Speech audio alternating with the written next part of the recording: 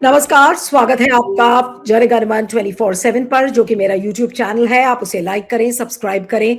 अमेरिकी राजदूत Sergio Gor की भारतीय सेना के वेस्टर्न कमांड मुख्यालय की यात्रा ने राजनीतिक हलचल मचा दिया है। सोमवार को चंडीगढ़ के चंडी मंदिर स्थित मुख्यालय का दौरा करने वाले गोर की इस यात्रा को विपक्ष ने नरेंद्र मोदी सरकार की अमेरिकी हितों को प्राथमिकता देने की नीति का विस्तार बताया है।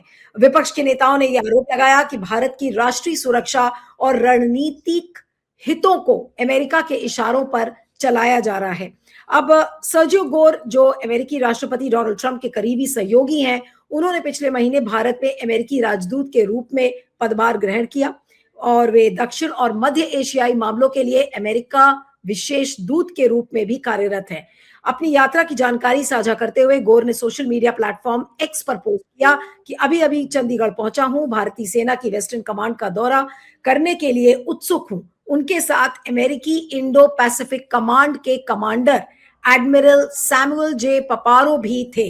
यानी कि ये पूरा जो टीम है इनकी इंडो पैसिफिक कमांड का, वो इनके साथ ट्रैवल कर रहा है। लेकिन आपत्ति कहां है? आपत्ति यह है कि सेना का मुख्यालय, भारत ने अपने सेना के मुख्यालय को सर्जियो गोर के हवाले कर दिया है और कहा कि आप आइए, यहां पर देखिए, मुआयना करिए। ऑपरेशन सिंदूर के बारे में ब्रीफ भी उनको किया गया है। तो सवाल ये उठता है कि आज तक जितने प्रधानमंत्री थे और जिन्होंने इस तरीके से भारत किसी विदेशी और खासकर अमेरिकी राजदूत का को मुआयना करने के लिए वेस्टर्न कमांड या कोई भी सेना का मुख्यालय नहीं खोला, तो ऐसा काम मोदी जी ने क्यों किया? अब हिस्ट्री बताती है कि अमेरिकी राजदूत सर्जियो गोर की यात्रा से पहले किसी विदेशी राजदूत द्वारा भारतीय सेना के पश्चिमी कमान मुख्यालय का दौरा करने का कोई दस्तावेजी उदाहरण नहीं है। ये पहली बार है। 2014 से पहले किसी विदेशी राजदूत द्वारा भारतीय सेना कमान मुख्यालय का दौरा करने का कोई रिकॉर्ड नहीं है मिला है। 2016 में हमले के बाद जांच के लिए पाकिस्तान की संयुक्त जांच टीम, जिसको JIT कहते हैं, उसको वो पठानकोट वायुसेना अड्डे का निरीक्षण करने की उनको अनुमति दी गई थी। अब विपक्ष का क्या कहना है, एक एक करके मैं कुछ बता देती हूँ क्या विपक्ष सवाल उठा रहा है। विपक्ष का ये कहना है कि भाई इतनी घबराहट क्यों है, और हमने पहले से ही देख लिया है कि सरकार के आशीर्वाद से पाकिस्तान की ISI को पठानकोट एयरबेस तक पहुंच मिली थी। तब तो कहा गया था कि मोदी ने किया है तो कुछ सोच समझ कर किया होगा, उसके मुकाबले ये बहुत छोटी बात है। उसके पहले प्रियंका चतुर्वेदी, जो कि शिवसेना UBT की नेता है, उन्होंने कहा कि चूंकि भारत के राष्ट्रीय रणनीतिक हित अब अमेरिका जो चाहता है उसके साथ जुड़ गया है, इसीलिए यात्रा उसी के अनुरूप लगती है। भारत का इतिहास याद रखेगा कि भारत और पाकिस्तान के बीच डी एस्केलेशन की घोषणा अमेरिकी राष्ट्रपति ने सोशल मीडिया पर की थी, जबकि भारतीयों को अपनी सरकार से पहले नहीं पता चला। अमेरिकी राजदूत अपने देश के लिए काम कर रहे हैं, लेकिन हमारे लिए कौन कर रहा है? जवाब हवा में उड़ रहा है। तो लोग सवाल ये खड़े कर रहे हैं, लेकिन हमारा जो सवाल है कि क्या हम राष्ट्रीय सुरक्षा के साथ खिलवाड़ कर रहे हैं? क्या मोदी जी ने राष्ट्रीय सुरक्षा, बॉर्डर सिक्योरिटी जैसे इश्यूज को ट्रंप के हवाले कर दिया है? और वही ट्रंप जो कि पाकिस्तान के आर्मी चीफ आसिम मुनीर को अपने गोद में बैठाते हैं, वो उनके लाडले इस समय सेना प्रमुख हैं। तो जो हमारा दुश्मन देश है, अगर वो उनकी गोद में बैठकर खेल रहा है, तो ऐसे में हमारा जो वेस्टर्न कमांड सेंटर है उसको क्यों सर्जियो गोर के लिए खोला गया? क्या ये राष्ट्रीय हितों के साथ समझौता है, राष्ट्रीय सुरक्षा के साथ खिलवाड़ है? आज इसी को हम समझने की कोशिश करेंगे। हमारे साथ independent media analyst Siddharth Sharma है। Siddharth, thank you so much for joining. और पहला सवाल यही है कि मोदी जी ने इसकी इजाजत क्यों दी? क्या मोदी जी को ये पसंद था, या मोदी जी हेल्पलेस थे, या मोदी जी के कुछ बोल नहीं पाए कि ठीक है, सर्जियो गोर को अब हम सेना के मुख्यालय में भी भेज देते, कोई प्रॉब्लम नहीं? जी, मेरे ख्याल से इसके लिए एक सिलसिलेवार रूप से हमें ये देखना पड़ेगा, लेकिन सिलसिलेवार रूप से देखने से पहले, जैसा आपने शुरुआत में कहा, ये बहुत ही आश्चर्यजनक भी है, अजीब भी है, और पहली बार भी हो रहा है कि भारत के रक्षा मुख्यालय पर, उसमें भी वेस्टर्न कमांड, जहां से हमारा पूरा का पूरा ऑपरेशन सिंदूर की रचना हुई थी, वहीं से वो एग्जीक्यूट हुआ था, वहीं से उसका संचालन हुआ था। भारत के रक्षा और सामरिक महत्व की जगह पर हम एक विदेशी नागरिक को बुला भी रहे हैं, उसका स्वागत भी कर रहे हैं, और वो केवल एक विदेशी नागरिक नहीं है, उनके साथ साथ अमेरिका का जो इंडो पैसिफिक कमांड है उसके जो मुखिया हैं, कमांडर साहब जिनका अपना पापरो या कोई नाम लिया, उनको भी हमने बुलाया। तो ये सब अपने आप में बहुत ही अजीब घटना है, बहुत अप्रत्याशित घटना है और ये राष्ट्रीय सुरक्षा पर सवाल है ही है। तो लेकिन इसमें मजेदार बात यह है कि अमेरिकी राजदूत ने वेस्टर्न कमांड से निकलने के बाद दो ट्वीट किए। पहले ट्वीट में उन्होंने ये कहा कि आवर जॉइंट एफर्ट्स आर की टू सेफ इंडो पैसिफिक, मतलब वहां पर वो गए और उसके बाद उन्होंने खुद ट्वीट किया और उस ट्वीट में उन्होंने शब्द का उनका जो फ्रेज है, उन्होंने जो शब्द का इस्तेमाल किया है वो ये लिखा है कि आवर जॉइंट एफर्ट्स आर की टू सेफ इंडो पैसिफिक।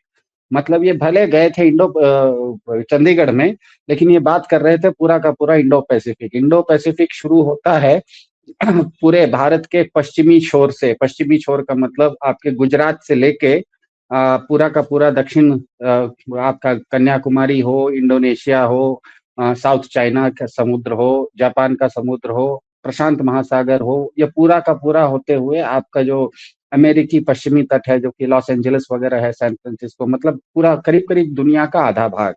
और ये जो इंडो पैसिफिक कमांड है, ये अमेरिकी सेना का सबसे बड़ी टुकड़ी है, सबसे बड़ा कमांड है। ये वही कमांड है, इसका हेडक्वार्टर्स हवाई हवाई इसमें टापू पर है। हवाई टापू अमेरिका के हाथ में है और उसी टापू से हमें पता है सेकेंड वर्ल्ड वार, द्वितीय विश्व युद्ध खत्म हुआ था, जब उसी टापू से अमेरिका ने जापान के हिरोशिमा और नागासाकी पर परमाणु बम गिराए थे, जिसके बाद द्वितीय विश्व युद्ध खत्म हुआ था। तो सोचिए ये जो वेस्टर्न इंडो पैसिफिक कमांड है अमेरिका का, ये कितनी बड़ी सेना है और कितनी बड़ी टुकड़ी है और कितना महत्वपूर्ण है। और उसके मुखिया और अमेरिका के राजदूत दोनों ही भारत के वेस्टर्न कमांड में जाते हैं, जहां से ऑपरेशन सिंदूर चलता है। और वहां से निकलने के बाद वो अपना ट्वीट करते हैं कि आवर जॉइंट एफर्ट्स आर की टू सेफ इंडो पैसिफिक। इसके तुरंत बाद वेस्टर्न कमांड, मतलब वो वेस्टर्न कमांड भारत सरकार के अंतर्गत आता है, मतलब भारतीय सेना का वो हैंडल है। वो ट्वीट करता है, बहुत कुछ करता है। उसमें ये लिखता है कि we comprehensively briefed the team, मतलब अमेरिकी डेलीगेशन को, ये जो अमेरिका के राजदूत और उनके जो सेना के मुखिया आए थे, इनको हमने comprehensively briefed on execution of operation Sindoor. मतलब भारतीय सेना और भारतीय सरकार खुद बोल रही है कि हमने जो आए थे बाहर से, उनको हमने ऑपरेशन सिंदूर हमने कैसे चलाया, एग्जीक्यूशन मतलब उसका कार्यान्वयन कैसे किया, उसके बारे में हमने उनको बताया। तो ये जो अजीब बात है, ये अपने आप में बहुत अटपटी है। और सर्जियो गोर बड़े तेज हैं। जो वेस्टर्न कमांड ने ट्वीट किया, जो मैंने अभी कहा कि हमने सर्जियो गोर साहब को ब्रीफ किया, सर्जियो गोर साहब ने उसको रिट्वीट किया। सर्जियो गोर साहब ने अपने ट्वीट में कहीं नहीं कहा कि भारत ने हमको क्या बोला। उन्होंने बस ये कहा कि हमें हमारा अच्छा से स्वागत हुआ और बहुत अच्छा लगा। लेकिन भारत सरकार ने जो ट्वीट किया उसको रिट्वीट किया। मतलब भारत सरकार ये कह रही है, सर्जियो गोर तो कह रहे हैं कि मैं तो आपके यहाँ मेहमान बन के आया था, लेकिन भारत सरकार कह रही है कि आप मेहमान नहीं, हम तो आपको मालिक समझ के पूरा का पूरा हमने ब्रीफ किया। और वो कह रहे हैं कि ठीक है, तुमने ब्रीफ किया तो अच्छी बात है, मैं उसको रिट्वीट कर देता हूँ। मतलब वो खुश होके कह रहे हैं कि मैं तो आया था मेहमान बन के और आपने मुझे मालिक समझ के बहुत कुछ और ज्यादा दे दिया, तो हम खुश हो गए भैया। मैं मोगेम्बो खुश हुआ। ये तो ये फिल्मी एक डायलॉग है ना, मोगेम्बो खुश हुआ। तो एक चीज हमें ध्यान में रखनी है कि ऑपरेशन सिंदूर में तो अमेरिका का F-16 हवाई जहाज जो पाकिस्तान के पास है, उसने भारत पर हमला किया था। और वो उस हमले को भारत ने रूसी S-400 पेट्रियट मिसाइल के जरिए हमने नाकाम किया था। हमें पता है ऑपरेशन सिंदूर के समय पाकिस्तान के पास F-16 हवाई जहाज अमेरिका के हैं, उसने उसका इस्तेमाल किया भारत पर हमला करने के लिए। और भारत ने उस हमले का जवाब दिया, एकदम पूरी तरह से उस हमले को नाकाम कर दिया, क्योंकि हमारे पास रूस के दिए हुए S-400 मिसाइल थे।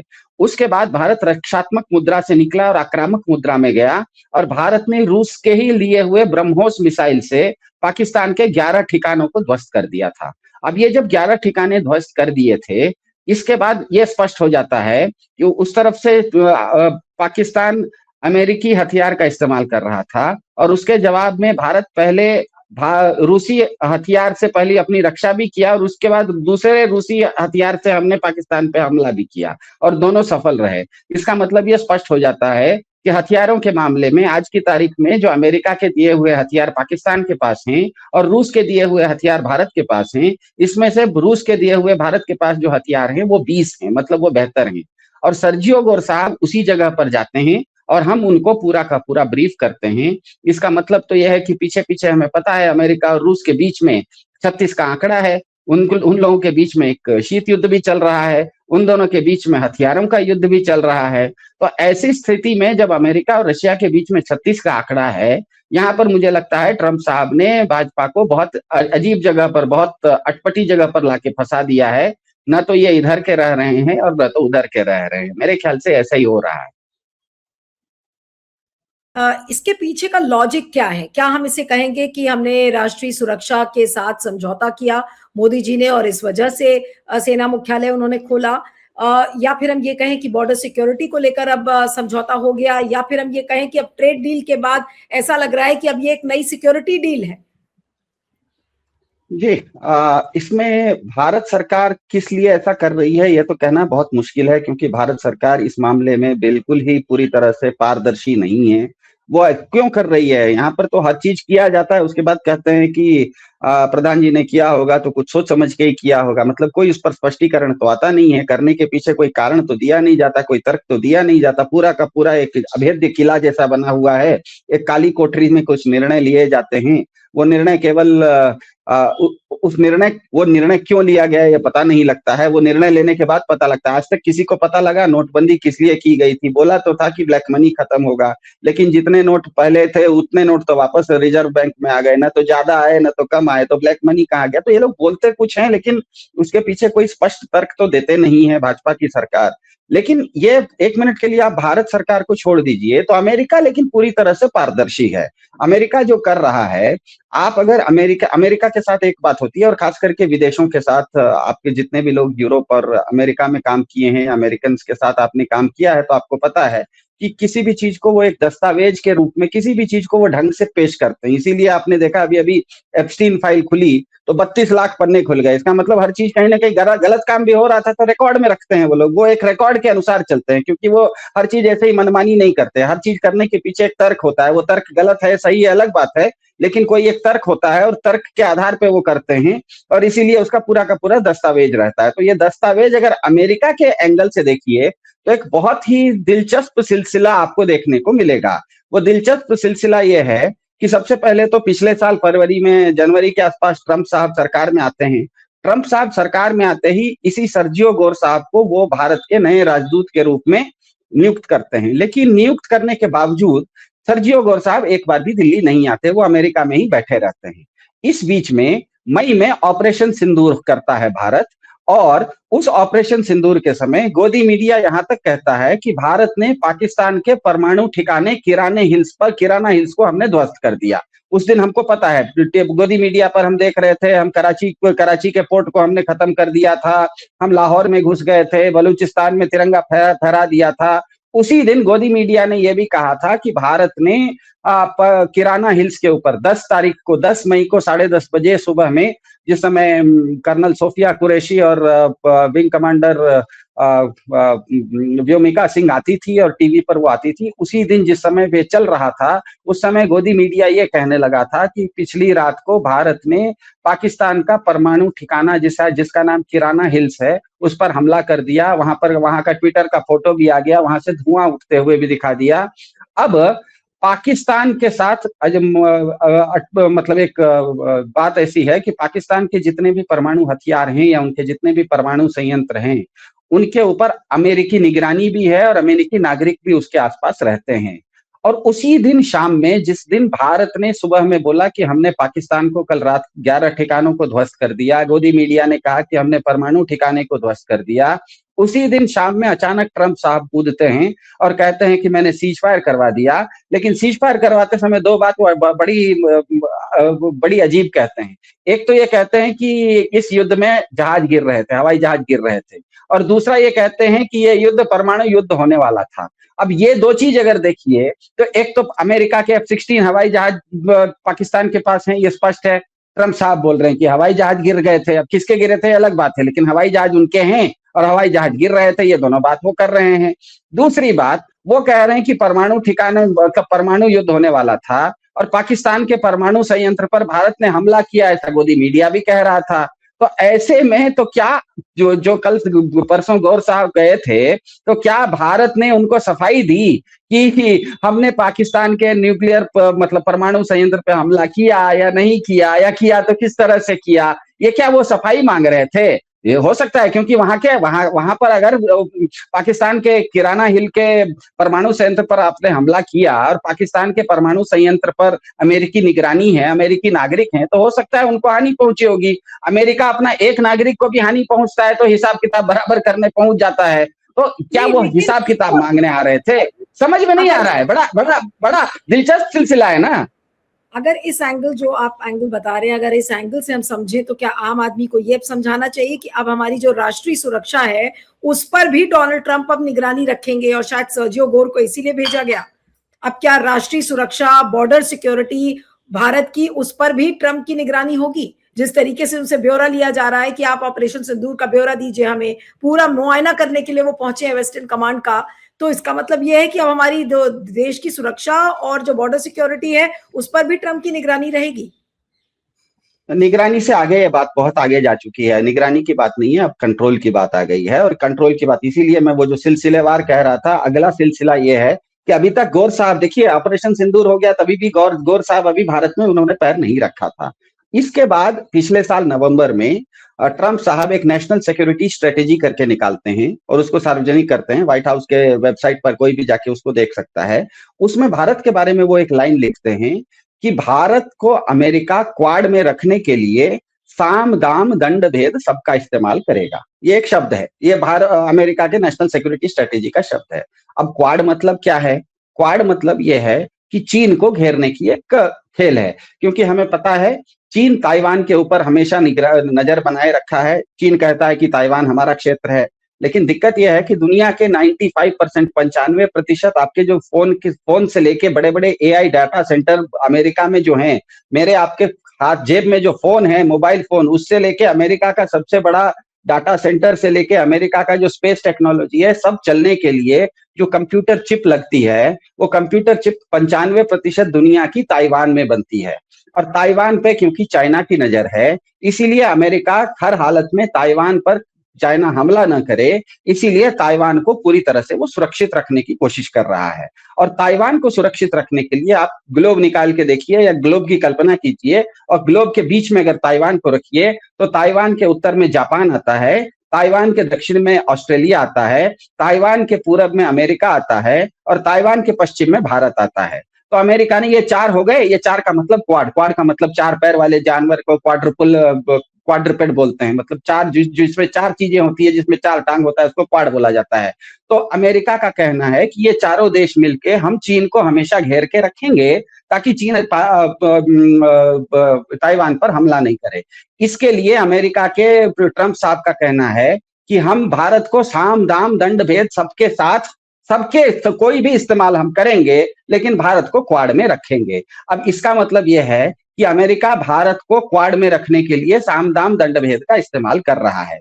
भारत के साथ समस्या यह है कि अगर वो क्वाड में अमेरिका के साथ खुल के चला जाता है तो अमेरिका केवल क्वाड तक आपके साथ सीमित है, लेकिन चीन आपका गालवान से लेकर अरुणाचल प्रदेश तक भी कब्जा करता है, बीच बीच में घुसता है। अमेरिका का कहना है कि हमको क्वाड में चीन और गालवान और अरुणाचल से कोई लेना देना नहीं है, वो केवल ताइवान तक सीमित है। तो ऐसे में भारत के साथ एक दिक्कत है कि अगर वो क्वाड में अमेरिका के साथ खुल के चला जाता है तो चीन आपको परेशान, क्योंकि क्वाड का मतलब ये है कि आप चीन को घेर रहे हो, और चीन को घेरने में आप अगर अमेरिका की मदद करने के लिए भारत चला जाएगा तो चाइना आपको गालवान से लेकर अरुणाचल प्रदेश और सिक्किम सब जगह घुसपैठ करना शुरू करेगा।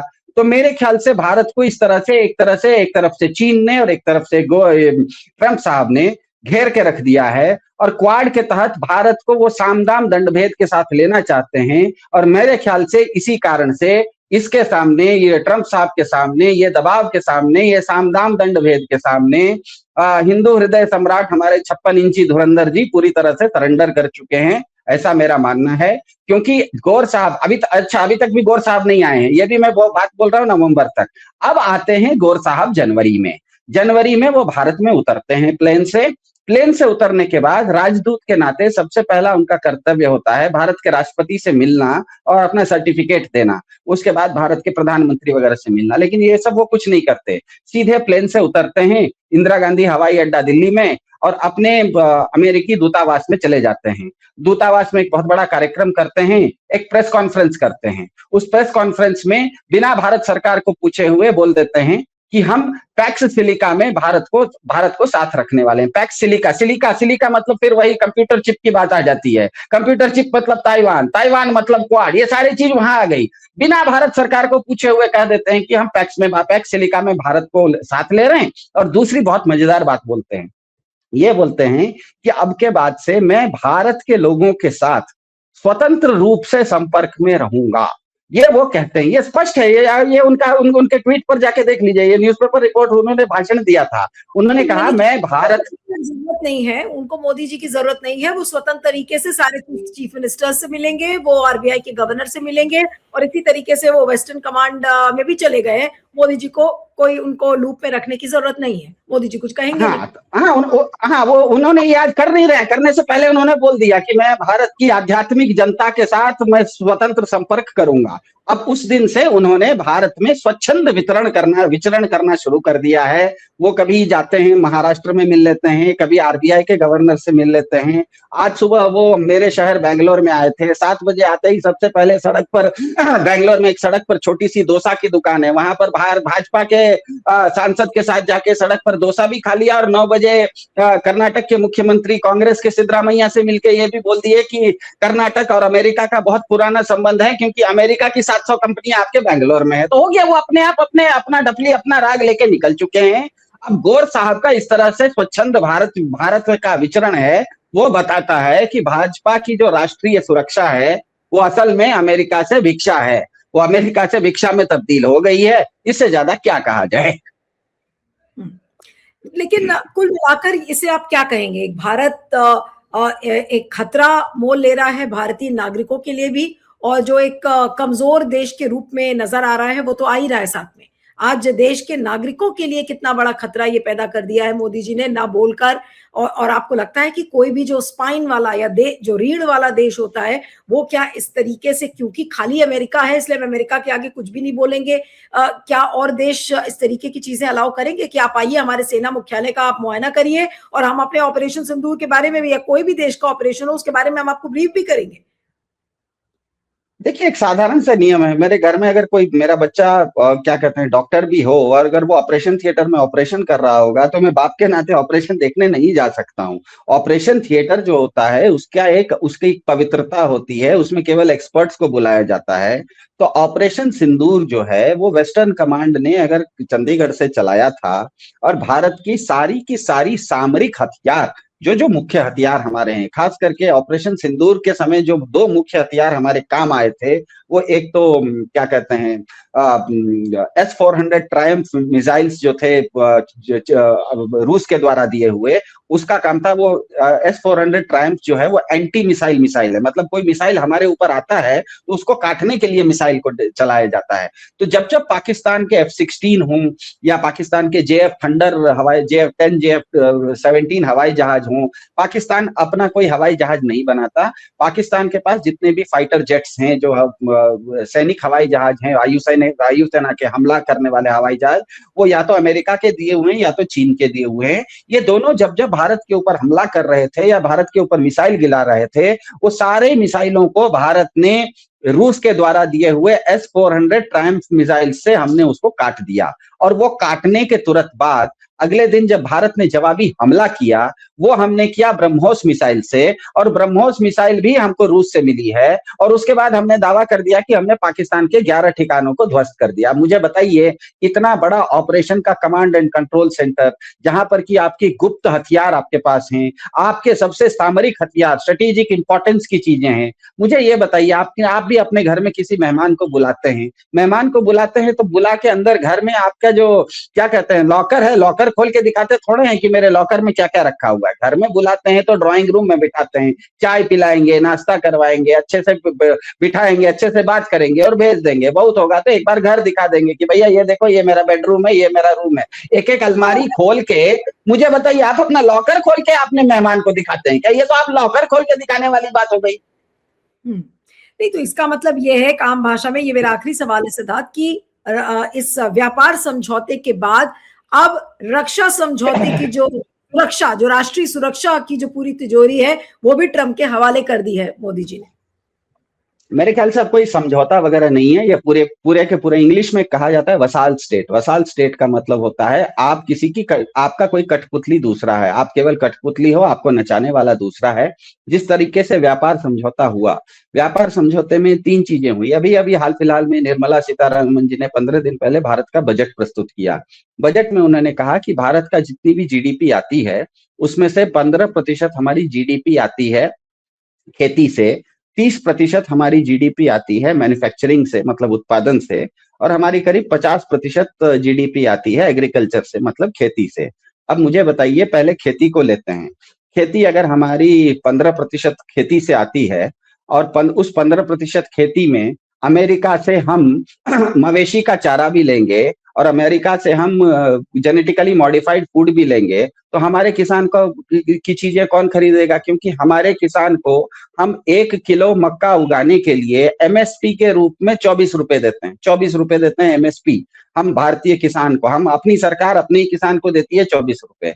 और अमेरिका में एक किसान जब वो उगाता है मक्का तो उसको पड़ता है 7 रुपए, कुछ लोग कहते हैं 7 रुपए पड़ता है, कुछ लोग कहते हैं 17 रुपए पड़ता है, जो भी पड़ता है 24 से कम पड़ता है। तो अब मुझे बताइए, अमेरिका से एग्रीकल्चरल प्रोडक्ट्स को, खेती का सामान, खाने का सामान लेने की आपने बात कर दी, तो अमेरिका से तो सस्ता चीज, खाने का चीज भारत में आएगा। तो अगर अमेरिका से सस्ता चीज खाने का भारत में आएगा तो भारत का किसान का जो महंगी उपज है वो कौन खरीदेगा? इसका मतलब आपका जो 15% खेती का एग्रीकल्चर है वो मार खाता है। अब दूसरे पर आते हैं मैन्युफैक्चरिंग। मैन्युफैक्चरिंग का मतलब उत्पादन। उत्पादन कोई भी चीज होता है उसके लिए ऊर्जा की जरूरत पड़ती है। कोई भी चीज, फैक्ट्री चलती है उसमें एनर्जी चाहिए, चाहे वो बिजली हो, चाहे वो गैस हो, चाहे वो आग हो, कुछ भी हो। अब ऊर्जा से ही आप मैन्युफैक्चरिंग कर सकते हो। आप पहले लेते थे सस्ता तेल रूस से, अब आप 7 समुंदर पार दूर से महंगा तेल लेने वाले हो अमेरिका से। तो अमेरिका से अगर महंगा तेल आएगा तो आपका उत्पादन, मैन्युफैक्चरिंग कॉस्ट बढ़ता है। तो अगर आपका मैन्युफैक्चरिंग कॉस्ट बढ़ गया तो आपका मैन्युफैक्चरिंग सेक्टर compete कैसे करेगा दुनिया के साथ? क्योंकि आपका तो कॉस्ट बढ़ गया, मतलब आपकी लागत बढ़ गई, तो आपका मैन्युफैक्चरिंग सेक्टर पर भी मार पड़ गई। अब बचता है एक ही एक, सर्विसेज सेक्टर। निर्मला सीतारमण के अनुसार हमारा 50% जीडीपी जो है वो सर्विस सेक्टर से आता है। सर्विस सेक्टर में भारत का सबसे बड़ा सर्विस सेक्टर जो है वो हमारे सॉफ्टवेयर प्रोफेशनल्स हैं, जो हमारे इंजीनियर हैं, वो जो ज्यादातर अमेरिका में रहते हैं। वो इतनी ज्यादा संख्या में अमेरिका में रहते हैं, वो इतनी ज्यादा संख्या में अमेरिका में रहते हैं कि वो केवल वो साल भर में 3 लाख करोड़ रुपया अमेरिकी डॉलर भारत भेजते हैं। भारत का इस साल का कुल बजट था 30 लाख 35 लाख करोड़। मतलब भारत के कुल बजट का 10% हिस्सा तो सालाना भारत के अमेरिका में रहने वाले इंजीनियर वहां से अपने घरों में यहाँ भेज देते हैं। या तो अपने माँ बाप को भेज देते हैं, या तो अपनी बहन की शादी के लिए भेज देते हैं, नहीं तो यहाँ पर संपत्ति खरीदने के लिए भेज देते हैं। तो इतना बड़ा सर्विस सेक्टर जो है 2024 में हमारे 3 लाख लोगों को, एक साल में 3 लाख लोगों को अमेरिका ने H1B वीजा दिया था। इस साल वो 50,000 के आसपास आके गिर गया है। इसका मतलब आपका सर्विस सेक्टर भी मार खा रहा है। तो आपका आपके ही अनुसार आपके 3 सेक्टर हैं, सर्विस, मैन्युफैक्चरिंग और एग्रीकल्चर। आपने ये तीनों में अमेरिका की बात मान ली। इसका मतलब आपका ट्रेड डील कहाँ है? वो ट्रेड डील नहीं है, वो टम्प डंप है। वो ट्रेड डील नहीं है, ट्रम्प डंप करेगा आपके ऊपर, और आपने ले लिया है। ये ट्रेड डील नहीं है, थ्रेड डील है। इसीलिए मैंने कहा ये कोई डील वगैरह की बात नहीं है। अमेरिका पूरी तरह से, मुझे लग रहा है कि ट्रंप साहब कठपुतली को नचाने वाले हैं और भाजपा सरकार कठपुतली बन गई है। इतनी सी बात है। चलिए, आपका बहुत बहुत शुक्रिया Siddharth. Thank you so much for joining. Thank you.